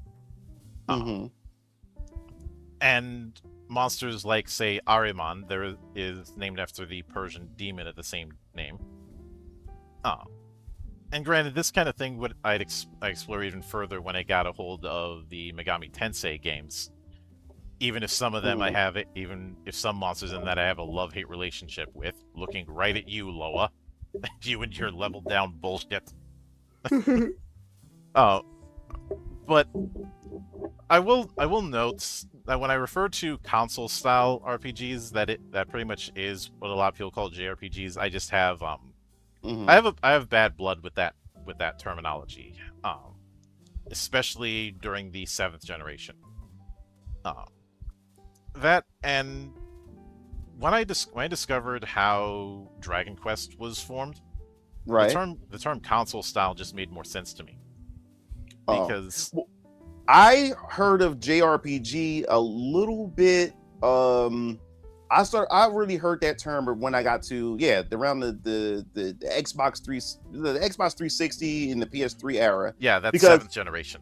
during that, because the reason why is because when I was younger, I could never, I never even knew what an RPG was. I always just say the game where you hit enemies and numbers pop up when I Hmm. was much younger and stuff like that. But as I got older, um, I still didn't know the name of that genre. But once I got to that generation, and where we started seeing once the like I said, Xbox was a big influence for a lot of Western gaming started pouring in, especially Western RPGs started coming more and more into the console space. So when I started seeing the difference between like Morrowind and what I will play with Final Fantasy, I started noticing the difference, and I started noticing it's like, okay, so this is a J. When people start saying JRPG, I was able to distinguish the two between like seeing how Hmm. Skyrim is compared to what Final Fantasy and Star Ocean is. Those, like, their philosophies are different, game design is totally different, and Hmm. I'm able to distinguish which ones are what. I Yeah. grew up playing Japanese RPGs, so I favor Hmm. those more. I was Yeah. never I could never get into Western RPGs like Dungeons and Dragons. I couldn't get into like the druids, the orcs, trolls. I Hmm. just could never get like dark elves, like Warcraft. Those things never appealed to me. I mean, like the style of it, how it Yeah. looks. It was always the aesthetics and the storytelling of how Hmm. JRPGs were that really stuck to me, because I grew up Yeah. on those. I could never get into. That's why I could never get into Magic the Gathering, but I'll play some damn Yu-Gi-Oh. You know. Uh, yeah. Now we have a anime Magic the Gathering in Force of Will. So it's like poetry. It rhymes. But do you know the story of how Dragon Quest came to be? No, It's because because I wasn't really a big into. I was more of a Final Fantasy kid than a Dragon Quest kid. Like I like do it. like before you get into it. Mhm. My history with Dragon Quest, I don't have much history with it. Like, I Mhm. know about Dragon Quest, I know about it, but I never interacted with it because it was something about Dragon Quest that I just couldn't get into, especially the combat. Where with Final Fantasy, you're able to see your characters on the screen, but then on Dragon Quest, it's in first person, and the music wasn't as you know, I guess it didn't hit me as well as what Final Fantasy did for me. But it wasn't until I started playing the spin-offs like Dragon Quest Heroes 2 Mhm. had Yep. really brought me into it. And then Dragon Quest Builders 1 really started getting me to get start building a relationship with Dragon Quest. Mhm. But I got Dragon Quest 11, still haven't opened it yet, but Oh I'm yeah. definitely going to get into it at some point. Yeah. But it all po- it all points to the Wizardry series, especially the original, Proving Grounds of the Mad Overlord. Hmm. One of the earliest dungeon crawl computer games. Right. And while that game did decently well in North America, it did very, very well in the PC Engine in Japan, to the point where there was such a demand that you started seeing Japanese knockoffs like the Black Onyx, which Oh, was okay. basically Wizardry but by a Japanese studio, because there was so much demand for more of Wizardry than a small studio like Surtech was able to accommodate. Right. And around that time, Kadokawa was promoting both computer games and tabletop games, often in the same magazines like Comptique, um, Mm. which is also the magazine where people first saw Record of Lodoss War. Uh, Yeah, I heard it that's another thing. Lodas War. I always wanted to watch that anime. I think it also had a game on Dreamcast. I think it did. Like, it I've been did. meaning to watch that. Uh, Never did. yeah, it's had two anime and a bunch of novels. It started as a D&D replay, uh, Hmm. and just expanded out from there. But Right. Kadokawa wanted their own game to promote in their gaming magazine, which at that time that was pretty standard. There were a bunch of gaming publications in the UK that did that kind of thing, Hmm. and they had the idea was wanting to do something like Wizardry but simplified for the Famicom. Right. And Enix contracted out Yuji Horii to do that and work Mm-hmm. alongside Akira Toriyama. Right. And the idea was do something like Wizardry, which does have that first-person exploration of dungeons, which is where that battle setup comes from. Um, the battle setup you saw in the original Final Fantasy, that was one of the first to do it in that form. Mm-hmm. And because of the fact that it was an experience that was specifically built for consoles and not the Right. PC engine, Mm-hmm. that was why I started using the term console style. Because even if Oh, you can okay. play Final Fantasy or the like on PC these days, you're likely going to be using a controller. Controller, yeah. Uh, Much in the same way that if I'm playing Civilization, I'm probably playing that on mouse and keyboard. Keyboard, yeah. There's some there are some genres that are just going to naturally gravitate to some interfaces. Uh, and Yeah. Yeah, like Command and Conquer. Like yeah, I have to play that with a mouse and keyboard. All and right. there are also projects that even back in the 90s were very much inspired by what was coming out of Japan.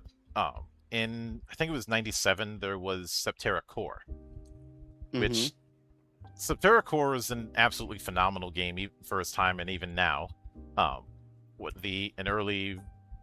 um, an early voice acting role for Steve Downes, the man who would later be John 117. Mm-hmm. And you look at how it plays; it's using its own version of ATB. It's using its own version of spell casting. Even if it's has an isometric viewpoint, it Right. doesn't play anything like,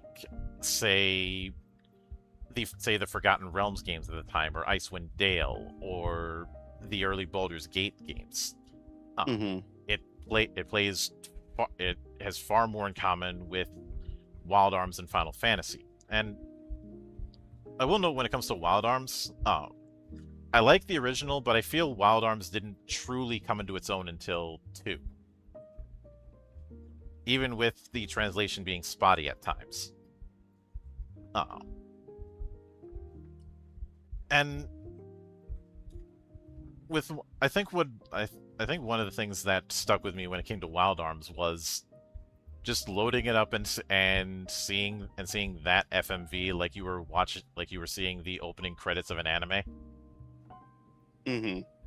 which was something that they maintained in the years since. Yeah. Uh, that and one of the things that I very much as writers we tend to get a bit into our head about what the right way to do certain stories is. And one of the big ones that I remember seeing is this idea that you have to have certain genres segregated. Like you're not supposed to mix fantasy with science fiction until Mm. you conveniently do, and then all of a sudden people memory hole that shit. uh, there's but a lot of the styles of fantasy you see from Final Fantasy, from Suikoden, from Tales of, and so on. I've called it Gestalt fantasy. Mm. Because you've probably seen like a Gestalt triangle, the triangle that isn't real. Yeah. Uh, it's in that vein where you're taking a bunch of things together that create a combined whole. Where it's Mm-hmm. like just using Secret of Mana, for example. It'd be tempting to call that high fantasy, but then you get into all the stuff with with machinery, especially later on, and you start Now, you I want you to explain that to me because, like, I don't know like the classifications of fantasy because I would hear, fantasy, I would hear high fantasy. Like, what makes up those? What determines what is, certain fantasies are? Can you explain that to so me? high fantasy and low fantasy can be very much divided um upon the presence of magic. Mm-hmm. With high fantasy, magic is fairly commonplace. That's not to say that there's wizards all over the place, but it is something where it's relatively accessible, whether it be subtle magics like in Lord of the Rings or more blatant stuff like in Mm-hmm. Forgotten Realms. Low Okay. fantasy is where it is significantly rarer, if not non-existent. Um, Mm, it's not there, but it's extremely limited. right. Because if it's completely not there, then you're just dealing with historical fiction. Okay. Um, a lot of times, some low fantasies will be ones that don't have any magic, but they're not taking place in a Earth equivalent time period. Mm-hmm. Um, and sword and sorcery is in the domain of things like Conan and Fafnir the Grey Mouser, which are in that lower end of fantasy, but also significantly brutal, significantly violent, and very much on a personal level, and just about surviving in this very harsh and unforgiving landscape. Uh, Right. Epic fantasy is fantasy where it's designed around larger than life individuals, much like a classical epic. I mentioned the Arthurian cycle, but things like the Mm-hmm. Ulster cycle in Irish myth, or Mm-hmm. the um, the Rig Vedas in Hindu myth, or just any sort of mythological leaning Right. style of fantasy, where you're dealing with characters who are part of an epic. Now, a lot of people think epic fantasy means that you're dealing with DBZ like power levels, and that can happen, but not always. Uh, like I consider Lord of the Rings to be in that epic style, mostly Right. because of the storytelling tone, especially in the movie trilogy, more Mm-hmm. so than the presence of magic. And there are other variations. I already talked about Wuxia and Tianxia. Um, Mm-hmm. there's things like Chanbara, which is um, Chanbara is where you get the classical Japanese approaches. Um, Right. and there's other takes based on different cultures. Uh, but the point is, fantasy is a wide net, Yeah, and I see. much like science fiction is a wide net, because something like The Expanse is going to have a completely different tone to something like Firefly. Mm-hmm. And a lot of people have had this idea that individual genres are to be separate from each other and not blend.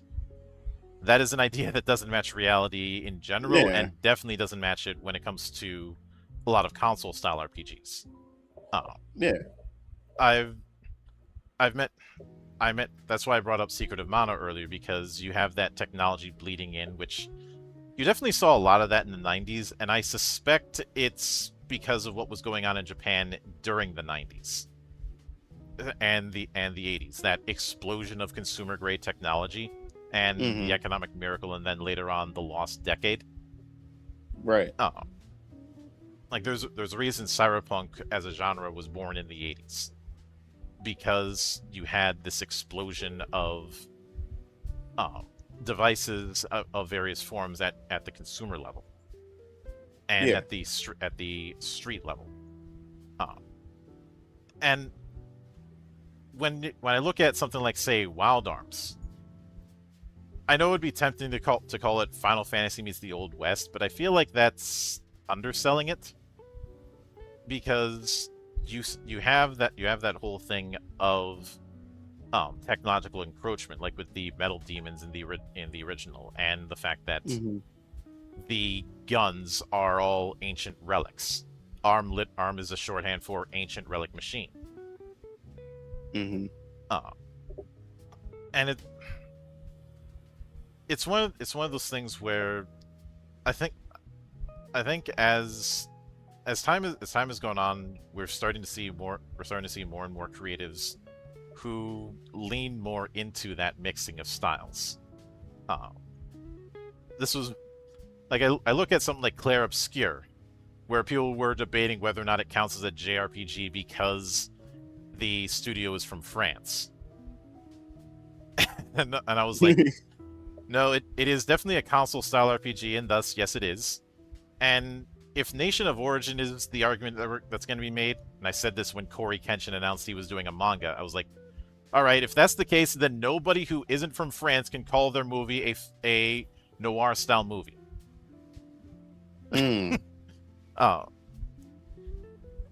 but that makes sense. I know that sounds ridiculous, but that was that was kind of the Yeah, yeah, point. yeah. No, no, Like yeah, that makes sense. No, no, I like definitely understand what you're saying there. Yeah. yeah, noir, which obviously is the French word for black. This was a Mm-hmm. genre that was born out of post World War One France. You know, where you had a lot of people coming back from the war after seeing. Well, you've seen at least one documentary on World War One. You know what they saw. Mm-hmm. Ah, sweet man-made horrors beyond my comprehension. Uh, but and that sort of cynical veteran outlook was a hallmark of those genres, and eventually that bled over into storytelling in the States, which is where you get stuff like Philip Marlowe. Uh, you know, the birth of the hard-boiled noir detective. Uh, Mm. there's always a fascination to how the chain occurs. You know, the chain of events that leads from one creative work to another, Right. and the fact that you and I are standing on the shoulders of giants who are standing on the shoulders of other giants. Mm-hmm. But what's just out of curiosity, how familiar were you with the Mega Ten games? You know, Shin Megami Tensei. I never played any of them. Like, I could never get into like Persona or the Shin Megami Tensei. The creatures, like the art style, just something I was just never into. My brother loved them to death. He plays the Shin Megami Tensei, and he's a big fan of the Persona series. But Mm-hmm. I could never really get into. And what's the other game that's made by Atlas? The Refantasio Mm-hmm. and stuff. I just could never get into it. Like, Yeah. it just never had an appeal to me. I'm not saying they're good, they're bad. Mm-hmm. I can pretty sure know they're good because my brother, he talks about them to death, and the community like highly reveres those. So I'm not saying they're bad, just they just Yeah. never appealed to me. The aesthetics and all kinds of stuff. Mm-hmm. When it came to the Shimigami stuff, I was just never into them. Yeah. And if you had a Game Boy, if you had a Game Boy back in the day, you probably played some of the early Mana stuff, even if you didn't know it. Yeah, the Final Fantasy Adventures. Yeah. Yeah, I Um. never played Final Fantasy Adventure. I end up getting to collect like later on when Game Boy Advance started re-releasing like Sword of Mana, which Mm-hmm. was like the remake to Yep. Final Fantasy Adventures and stuff like that. And that's before I knew that it was essentially a Final Fantasy game, but they renamed it or whatever they did with it. Mm-hmm. I found that out much later um in my life. Yeah. And that's interesting. That's very interesting. Yeah. And speaking of remakes, I know that there's a lot of people who are very divisive about the Seven remake trilogy, and I've stated that I can't take the same stance that others do, because if I did, I'd be a hypocrite. Because Mm-hmm. as much as I like the original Wild Arms, I like its PS2 remake more. Now, all right. Listen. Like, when it comes to the remake, Mm-hmm. I have my issues. I don't like the story narrative. I don't really like the narrative in general. But overall, everything else, I enjoy the gameplay. I enjoy just seeing the characters that I've grown up and known and loved ever since the game had released in 1997, Mm-hmm. and now it's like seeing old friends again. And the voice acting is awesome, and I do like some of the additions that they had added to the game, Yeah. because my like I said, my biggest issue is I always use Resident Evil 1 remake as an example of, to me, how a remake should be, because Resident Evil 1 remake, um it respects the original source material, but at the same time it expands on it. It expands on the framework. It also adds some additional things to it. And the things they did remove, it improved. The things that they replaced it with improve in terms of mechanics and stuff like that. And to me, I see that as the definitive way to play the first Resident Evil game. Now, when it comes to me with Final Fantasy VII Remake, I don't see it as a remake. I more so see it as a reimagine. Now, some people say remake and reimagine are completely the same. To me, They're reimagine is not. something they're not. They're not. And that's the thing. Now, That's here's why I my brought. That's why I brought up the Fly, and yeah, the Thing.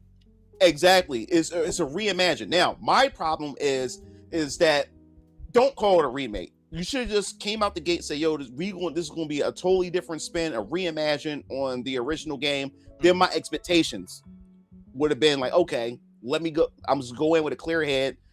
I'm not going to go in and inspect, you know, the original game or with some additions and stuff. They're going to just do something different with it. I would have totally accepted that. And then by the end of remake of the first game, I already had in my head we defeated Fate, which was never in the original game, but we defeated Fate. And at the end, they had the text scroll saying that we about to head and embark on an unknown journey. That these characters don't know what the fuck they about to walk into this next game. So I'm already having in my head that okay, this is going to be something different. And all right, I'm ready for it. Just for us to get the rebirth, and then you're still treading along. You're trying to give us a bit of both. Like we're going to give you some of the things that you remember, but it's underneath a different context. And then we're going to throw in another curveball at you and stuff. I'm like, come on, you can't have it both ways. We're going to go completely be like, if you want to go completely jump the shark. But don't give me the original, some of the original, but then change it up. Like, no, like if you want to go completely new, I'd rather you go completely new. So I look at it as playing devil's advocate, and I think it's a case of because of the fervor of that of the fan base of that game. It's one of those cases where it's a catch-22. So I'm not saying that as some sort of defense. It's more of if they no. I totally get it because of how the fan base is. Because man, like I didn't realize like me when it comes to me being fans of games, I don't really interact with the community itself. Like I have my opinions about the game, and I talk about it with other people and stuff like that. But I never try to get involved with the community. And my first time trying to get involved with a community was when Final Fantasy VII Remake was first announced, and people was excited about it and everything. And my God, once the game came out and I gave my opinion, in my review, I gave it an 8 out of 10. Like I gave the remake an 8 out of 10. I still enjoyed it. I just had my issues with the narrative in a sense. And my God, I gave my opinion about the narrative, and man, did that community came after me. I mean, people was trying to dox me. It was all, bro. I was called a tranny. I was called all kinds of stuff.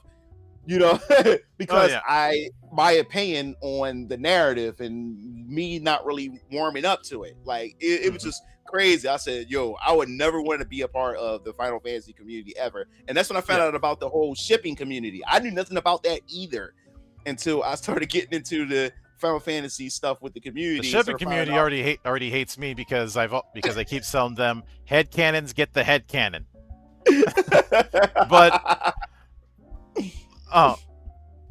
But the reason I brought up the remake of the original Wild Arms on the PS2, Alter Code F, is that was an enhanced remake in every sense of the word. Cleaning up the combat setup to be more in line with what was seen with Wild Arms 3 at the time. Right. Adding several playable characters, including some fan favorites like Zed, be playable, as well as a lot of expansions on the story, including especially some stuff for the Schrodinger family, who was always a favorite, and the question that I've often had is the fact that why are remakes or reimaginings there's this idea that it has to be done so slavishly, and when I think of trying to do things too slavishly, oddly enough, I think of that god awful remake of Psycho from when I was a kid. The one that Gus Van Sant did that got a golden Razzie because he tried to do a shot-for-shot remake of Hitchcock's original. It, Yeah. See, now I get what you're saying with that. It's like if you are going to do it 1-to-1, the creators or whoever is trying to remake it, some of them just see that, oh, let me just replicate it. But if they don't understand the soul, or they don't understand like what makes that moment or make those, those moments what they were in the past, hmm then it literally has no soul. Like you literally just copied and paste, but didn't understand the flavor at all. You Yeah. didn't understand the flavoring, what makes it, or whatever like that. So that, yeah, then you'd be like, what was the point, of remaking it at all if you couldn't even get simple things right? But And if you are mhm, going to change things mhm. or do something different with it, then in my personal opinion, it better be an upgrade. It better be something better or a great alternative to say, yo, this is like, it can go side by side with it and it's just awesome. You know Yeah. what I'm saying? But a lot of these remakes aren't that, you know? hmm Um, when it, I think one that did accomplish that, oddly enough, was and even though this was bailed out by fans, Mm-hmm. kind of, the remaster collection for Marathon, which I not ain't never, Marathon, I Homeworld. oh, homework. Okay. So Homeworld is, even for RTSs, especially Uh-huh. space RTSs, is unique. They were trying to do an RTS with full 6 degrees of freedom, Mm. and it's trying to play the original can be tricky, as is often the case when you're trying to play old PC games on modern tech. Uh, but a lot of what they did a lot of overhauls to try and minimize some of the hiccups when it came to the way the game played originally. Um, Something else that comes to mind is like GoldenEye Source, which is basically rebuilding GoldenEye on the Source engine with modern Mm-hmm. controls. Right. Because as much as I have fondness for playing GoldenEye and the punishment game whenever someone picked Odd Job, Yeah, the 64 in general, a lot of their games didn't age well. I can't play a lot of Nintendo 64 games the over again, the because control the setup did not controls. age, It especially did not. that whole manual aiming thing, Mm-hmm. which is that's the reason why everyone hated whoever picked Odd Job, because he was so short. He always missed the auto aim. So Mm. the rule we had at my place whenever the game would come up is, if you picked him, you had to do the punishment game, which is everyone else who was involved in the match hits you below the belt. It's like, you really want to pick him, you're gonna have to pay the price. Years later, I'd reformat it into, if you pick him, you have to drink a bottle of baking soda, Yeah. which is as nasty as you think it is. But I do I do find it funny that we're in a spot where we have whole generations of people outside of Japan making games that, if you didn't know any better, would have been made in Japan. Mm-hmm. Stuff like Clair Obscur, which I think the developers cited Lost Odyssey as a major influence on that. You can definitely see it. Uh, Stuff like Sea of Stars, which was made by a Canadian studio. Um, Mm-hmm. Stuff like the Threads of Time project, which, yeah, it's clear that they were inspired by Chrono Trigger, but there's a lot more to it. Um, Right. and so many others. And I think it's a case of, as it's become easier and easier to exchange ideas, inspiration follows suit. Um, Mm-hmm. I remember getting myself in trouble a long time ago, saying, you're gonna have a whole generation of fantasy writers who are drawing more upon fantasy anime like Slayers than they are Lord of the Rings, and some of those people are gonna become creators of their own worlds and build around what they were inspired by. Right. And I look, I'm I'm well aware that a few years down the road, you might see a comic book that is very much inspired by My Hero Academia, the way Mm-hmm. Horikoshi was inspired by X-Men. Mm-hmm. Uh, and I honestly think that's a fascinating thing to explore, and it's gonna continue to be explored. Hell, we saw some early signs of that with projects like Anachronox, even if that was unfinished. The Right. guy behind it outright stated Chrono Trigger was a influence for him. Uh, or stuff like Battle Chasers Night War. Still haven't played that. My brother, he has that game, Battle Yeah. Chasers. Yeah. Uh, the main reason I got it was because I'm a big fan of Joe Mad's art.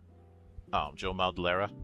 Yeah, Darksiders, man. I gotta complete Mhm. that series. I gotta get the other titles. Yeah, he he's Darksiders was his first taste of game development, and I guess at the time he was just an artist, but I guess he decided Mm-hmm. I want to do more of this and founded Airship Syndicate. Mm-hmm. And his style very much draws a lot from manga.